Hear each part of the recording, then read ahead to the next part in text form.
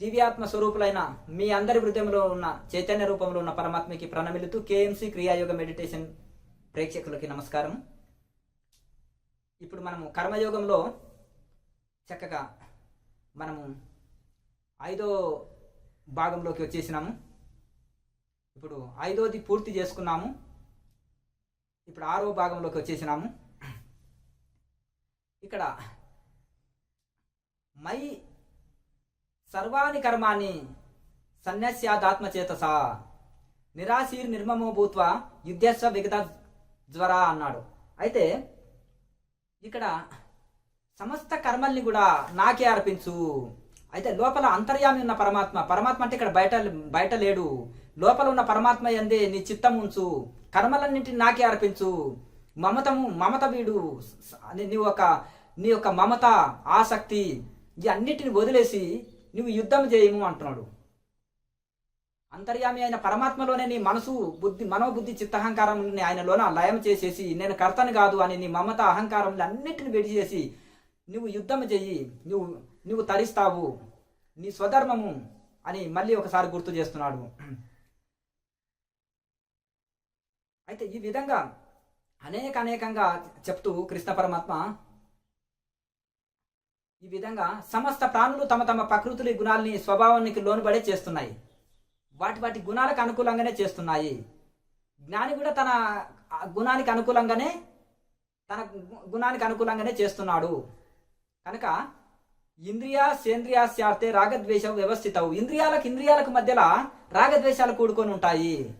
ఇంద్రియ అర్థాలకి ఇప్పుడు చెవు ఒకటి కొడుతుంది, ముక్కు ఒకటి కొడుతుంది, నాలుగు ఒకటి కొడుతుంది, చర్మం ఒకటి కొడుతుంది, ఒక్కొక్కటి కొడుతుంది, ఒకదానికొకటి పడదు. మళ్ళా ఇప్పుడు షుగర్ వ్యాధి ఉంది కానీ నాలుకనికి తీపే కొడుతుంది. అర్థమైంది? బుద్ధి వద్దొద్దు అంటుంది. మరి ఈ రెండింటికి వ్యతిరేక దిశన కదా. అంటే ఇంద్రియ అర్థాల్లో కూడా మళ్ళీ ప్రకృతికి అయితే ఈ విధంగా కూడా వాటి రాగద్వేషాలు దాగి ఉంటాయి. ఇంద్రియ అర్థాల్లో కూడా ఒకదానికొకటి రాగద్వేషాలు దాగి ఉంటాయి, వ్యతిరేక స్థితిలో ఉంటాయి. కనుక ఈ రెండింటిని వశంలో ఉంచుకోవాలి. మనసులో ఈ ఇంద్రియాలు రాగద్వేషాలకు లోనవుతాయి, అందులో రాగద్వేషాలతో కూడుకొని ఉంటాయి. కనుక వీటికి వశం కావద్దు, ఈ రెండింటికి వశం కావద్దు. రాగము అంటే ఇది నాది, ద్వేషము అంటే ఎవరన్నా అది లాక్కున్నాడు అనుకో అది ద్వేషం కలుగుతుంది. నాది నేను అనేదే రాగము. ద్వేషం అని అంటే ఇక ఇప్పుడు అయితే మనం ఏదైతే మనం రాగం అంటే మనం ఏదైతే సుఖభోగాలు అనుభవిస్తే దానికి అడ్డు తగిలింది అనుకో దాని మీద మనకు ద్వేషం వస్తుంది. అంటే మమకారం నాది నేను అనేది ఉంటుంది.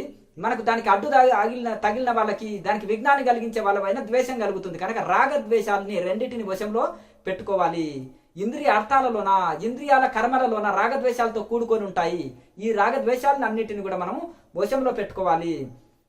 ఈ రెండిటికి మనం వశం కాకూడదు.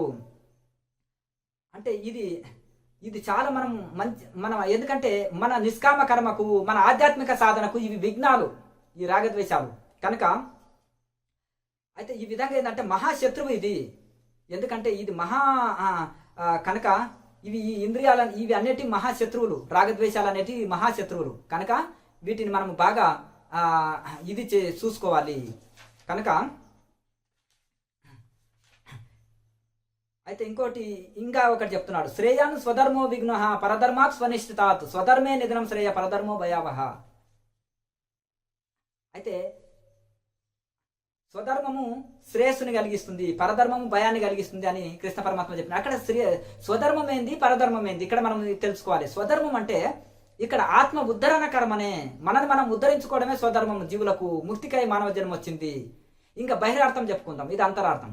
బహిరార్థం అంటే గృహస్థులకు గృహస్థ ధర్మం, సన్యాసులకు సన్యాస ధర్మము, బ్రహ్మచారులకు బ్రహ్మచార్య ధర్మము. ఇప్పుడు బ్రహ్మచారులు ఉన్నారు, చక్కగా చదవాలి, తల్లిదండ్రులని గురువులని పూజించాలి, చక్కగా చదువుకోవాలి, భవిష్యత్తు గురించి పెద్దల మాట వినాలి, భవిష్యత్తు గురించి చక్కగా ఇది అంటే భవిష్యత్తుకు ఉపయోగపడే కార్యాలనే చేయాలి. వాటికి అంటే ఈ పెద్దల్ని గౌరవించను, పెద్దల్ని పూజించను, నా ఇష్టానుసారంగా జీవిస్తాను, నేను భవిష్యత్తు ప్రణాళికల కోసం నేను పాటుపడను అంటే అది అధర్మం అవుతుంది.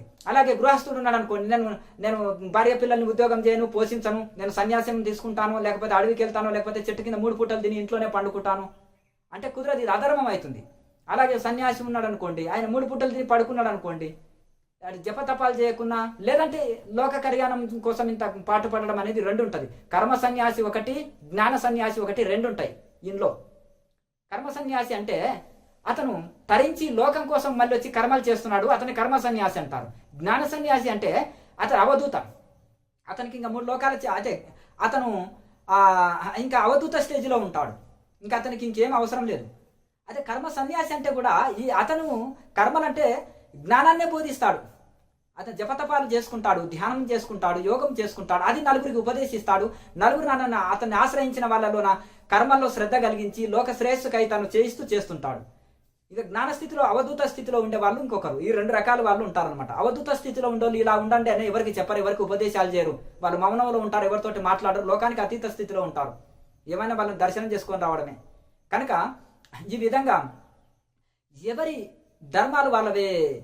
ఎట్లా బ్రహ్మచర్యము, గృహస్థము, వనప్రస్థము, సన్యాసము 4 ఆశ్రమాలు ఉంటాయి కదా, 4 ఆశ్రమాలకు ఎవరి ధర్మాన్ని వాళ్ళు చేయాలి. ఒకరి ఆశ్రమాన్ని ధర్మాలు ఒకరు చేయొద్దు. మరి సన్యాసి ఉన్నాడు, మరి గృహస్థ ధర్మం పాటిస్తా అంటే ఎట్లా కుదరదు కదా.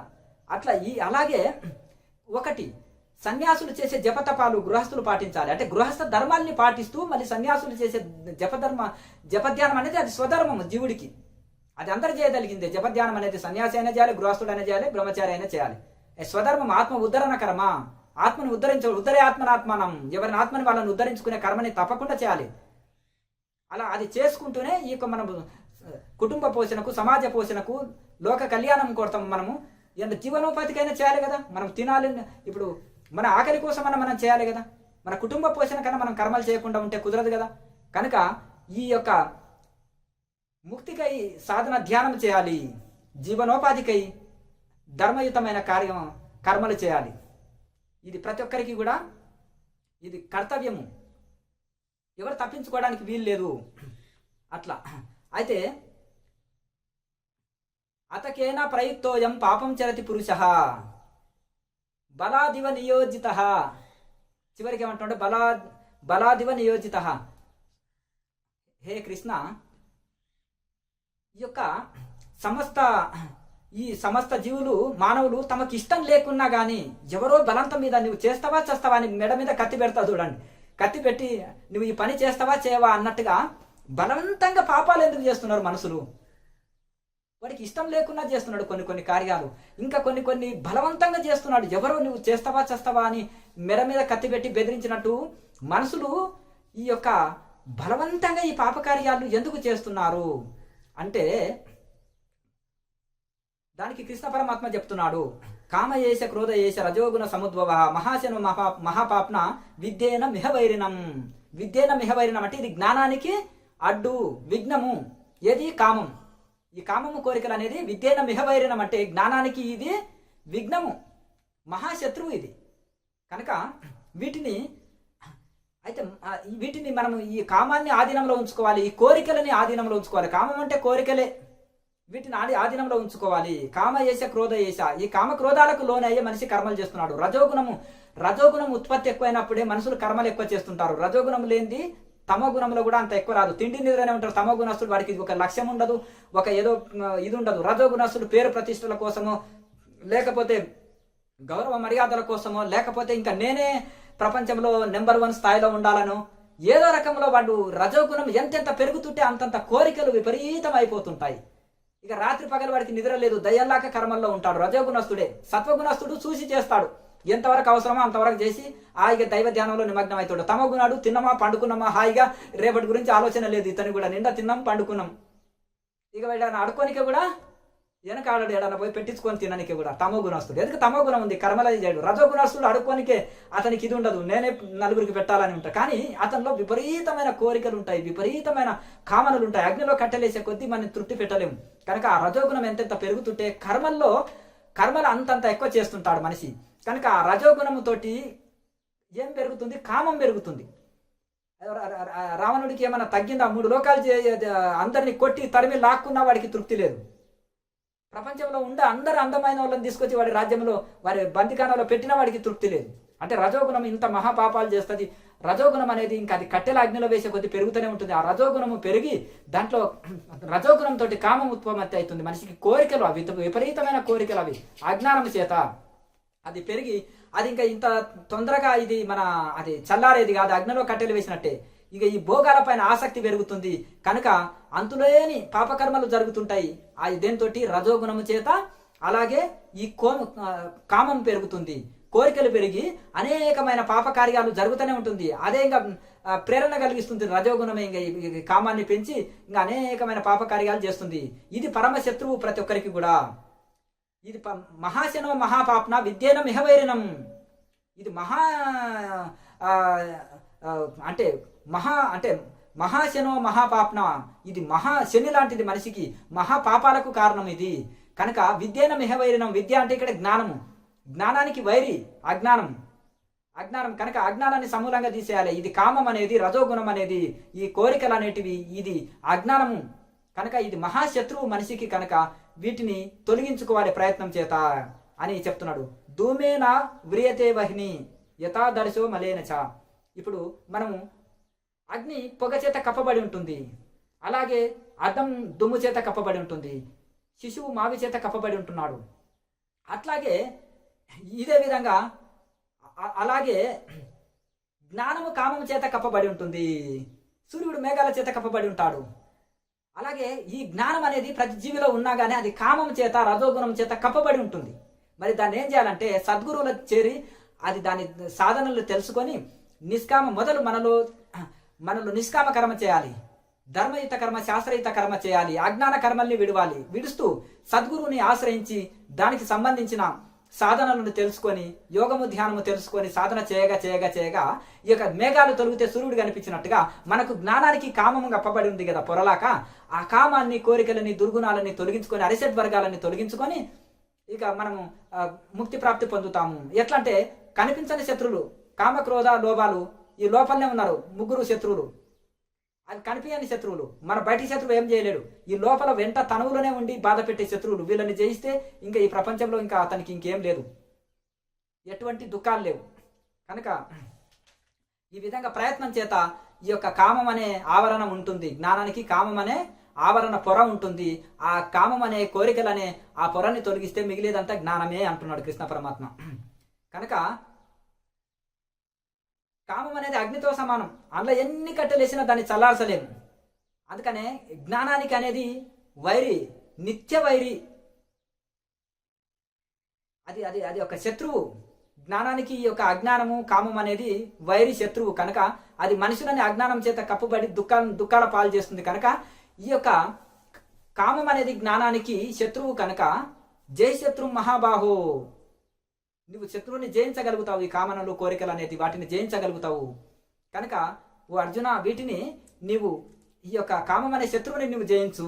ఈ జ్ఞానానికి వైరి, ఇది శత్రువు కనుక, జ్ఞానానికి శత్రువు కనుక అంటున్నాడు. అంటే ఇది ప్రతి మనుషుడు కూడా ఇక్కడ అర్జునుడు, కృష్ణ పరమాత్మ గురువు, జ్ఞాని. మరి మనుషులను అర్జునుడిని అడ్డు పెట్టుకొని అందరికీ చెప్తున్నాడు ఇది. కనుక ఇంద్రియాని మనోబుద్ధి రస్యాధిష్టానం ఉచ్యతే. అయితే ఏ విధంగా ఇంద్రియములు, మనసు, బుద్ధి ఈ కామమునకు నివాస స్థానములు. కామం ఎక్కడ ఉంటుందయ్యా? అది ఉండే చోటు ఎక్కడ? దొంగలు ఎక్కడ దావుకుంటారు? చీకట్లో ఉంటారు. చీకట్లో దావుకుంటారండి. కనిపిస్తారు, అర్ధరాత్రి వస్తారు, లైట్ తీసి అన్న వస్తాడు. లేకపోతే వాడు ఇంట్లోకి దొంగతనం వస్తే మెయిన్ ఆఫ్ చేసి వస్తాడు. బయట మెయిన్ పెట్టుకున్నారు అనుకో, పొరపాటున మెయిన్ ఆఫ్ చేస్తాడు వాడు. ఎందుకంటే దొంగతనం చేయడానికి వీలు కాదు. అయితే సూరదాస్ ఒకసారి ఉన్నాడంట, స్వామి నల్లనయ్య కృష్ణ, చిన్ని కృష్ణుడు, నువ్వు చీకట్లో దావుకుంటావు. మీ అమ్మ పెరుగు వెన్న దొంగిలించాడని, లేకపోతే గోపికలు ఇవన్నీ ఏదో చేశారంటే నువ్వు తలుపు దాకిన చీకట్లో ఉంది. చీకటి ఉంటుంది కదా తలుపు దాపున, అక్కడ ఎందుకు దావుకుంటావా? నా హృదయంలో చాలా చీకటి ఉంది, అజ్ఞానం అనే చీకటి. ఇక్కడ దావుకో, నువ్వు దాక్కోవడానికి ప్లేస్ దొరుకుతుంది, ప్లస్ నా అజ్ఞానం అనే చీకటి పోతుంది. 2 లాభాలు అయ్యా అని అంటాడు. అందుకనే ఈ యొక్క అజ్ఞానానికి స్థానము చీకటి. దొంగ ఎక్కడ దావుకుంటాడు అంటే చీకట్లో దావుకుంటాడు. దొంగలు ఉండేది ఏంటంటే చీకట్లో వస్తారు, అర్ధరాత్రుల్లో వస్తారు కనుక చీకటి స్థానము దొంగలకి. అలాగే ఈ కామముకి నివాస స్థానం ఏంటిది, అవి ఎక్కడ ఉంటాయి, ఎంత ఒలిచి చెప్తున్నాడు చూడండి, ఎక్స్రే తీసి చెప్తున్నాడు మనకు కృష్ణ పరమాత్మ. ఇంద్రియములు మనసు బుద్ధి ద్వారానే ఈ యొక్క కామనలు పుడతాయి, కోరికలు పుడతాయి. మరి ఏం చేయాలంటే మనసు అది ఇంద్రియాలు మనసు బుద్ధి లయం చేయాలి, అప్పుడు సమాధి స్థితి కలుగుతుంది, బ్రహ్మజ్ఞానం కలుగుతుంది.